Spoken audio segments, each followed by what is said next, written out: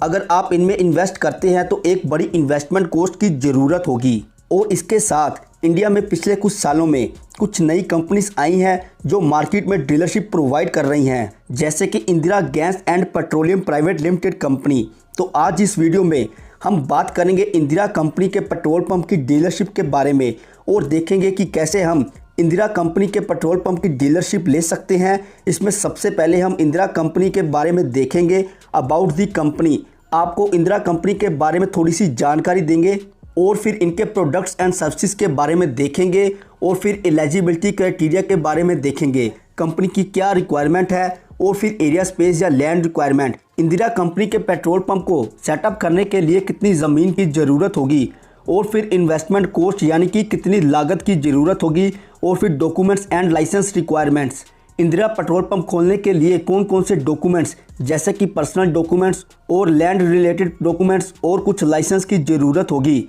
और फिर देखेंगे how to apply online for this dealership. Indira petrol pump लेने के लिए कैसे ऑनलाइन अप्लाई या ऑनलाइन रजिस्ट्रेशन कैसे कर सकते हैं। दोस्तों, ऑनलाइन अप्लाई करने का प्रोसेस हम आपको अपने मोबाइल फ़ोन से स्टेप बाय स्टेप कंप्लीट करके दिखाएंगे, जिससे कि आपको पता चल सके और आप भी सेम ऐसे ही इस डीलरशिप के लिए अप्लाई कर सके। दोस्तों, इसके बाद देखेंगे अर्निंग और प्रॉफिट मार्जिन के बारे में। इंदिरा पेट्रोल पंप कंपनी का पेट्रोल पंप लेने के बाद कंपनी आपको कितना प्रॉफिट मार्जिन देगी या फिर आप इससे कितनी कमाई कर सकते हैं। तो दोस्तों, इस वीडियो को लास्ट तक बिना स्किप किए जरूर देखना, क्योंकि कोई भी स्टेप आपका मिस ना हो जाए। तो दोस्तों, सबसे पहले आपको अबाउट दी कंपनी, आपको Indira gas and petroleum private limited company के बारे में थोड़ी सी जानकारी दे दूं। Indira gas and petroleum private limited company India में एक वेल नोन एस्टेब्लिश्ड कंपनी है। इस कंपनी को पेट्रोलियम बिजनेस में 20 साल का एक्सपीरियंस है। इंदिरा गैस एंड पेट्रोलियम की शुरुआत साल 2001 में हुई थी and their goal is to provide a good products to their customers. Company हमेशा विस्तार के लिए आगे बढ़ती है। इस कंपनी का लक्ष्य 500 नई डीलरशिप देने का है। They always try to give premium quality services and products to their customers and always train their employees to provide better service. Company का लक्ष्य आने वाले 2 सालों में 5 नए बोटलिंग प्लांट स्थापित करने का भी है। तो दोस्तों, ये एक बेस्ट बिजनेस अपॉर्चुनिटी है। तो दोस्तों, ये कुछ इन्फॉर्मेशन थी अबाउट दी कंपनी। अब आगे देखते हैं इनके प्रोडक्ट्स एंड सर्विसेज के बारे में।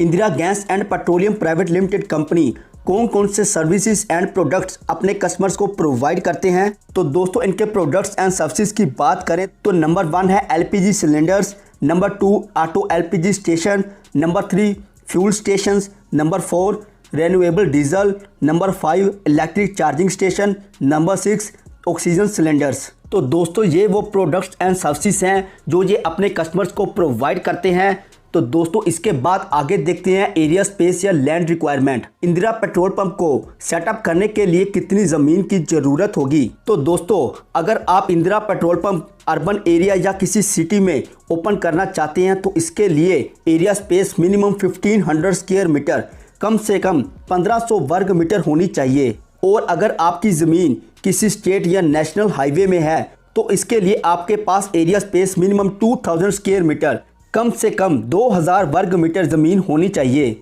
दोस्तों, इतनी एरिया स्पेस के साथ आप Indira petrol pump easily open कर सकते हैं। दोस्तों, इसमें एक बात और बता दूं, अगर ज़मीन आपकी खुद की नहीं है, अगर आप लीज पर लेना चाहते हैं तो इसमें कंपनी को कोई इशू, कोई प्रॉब्लम नहीं है। बट जो उसका टाइम पीरियड है वो मिनिमम 10 ईयर्स 10 साल का होना चाहिए। अब आगे देखते हैं दोस्तों इन्वेस्टमेंट कॉस्ट के बारे में। इंदिरा पेट्रोल पंप की डीलरशिप को लेने के लिए कितनी लागत की ज़रूरत होगी। तो दोस्तों, सबसे पहले है एप्लीकेशन फॉर्म या रजिस्ट्रेशन चार्जेस।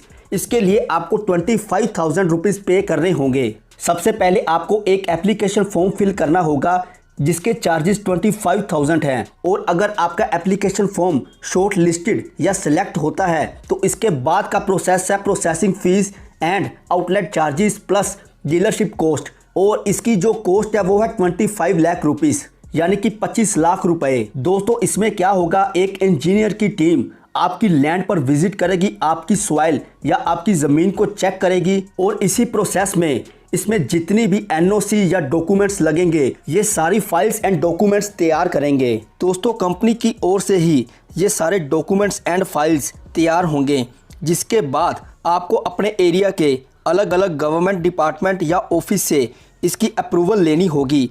कंपनी का काम बस आपको ये सारी फाइल्स एंड लाइसेंस तैयार करके देना है।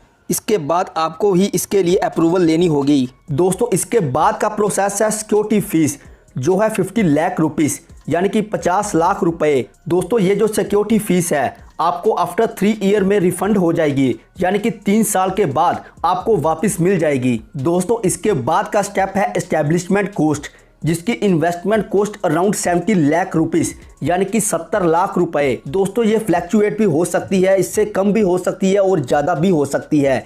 तो दोस्तों इसमें ओवरऑल देखें तो इसकी total investment cost around 1.5 crore rupees यानी कि 1 करोड़ 50 लाख रुपए तक की हो सकती है। अब आगे देखते हैं दोस्तों लाइसेंस एंड डॉक्यूमेंट्स रिक्वायरमेंट के बारे में।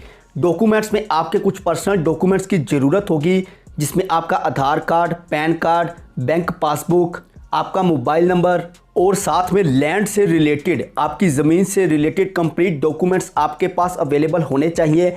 और अगर लाइसेंस की बात करें तो इसमें आपके पास trade licence, NOC from district magistrate, NOC from NHAI, certificate from weight and measurement department for dispenser machine, licence from PESO petroleum and explosive department और लास्ट में certified copy of location map from DC office. तो दोस्तों ये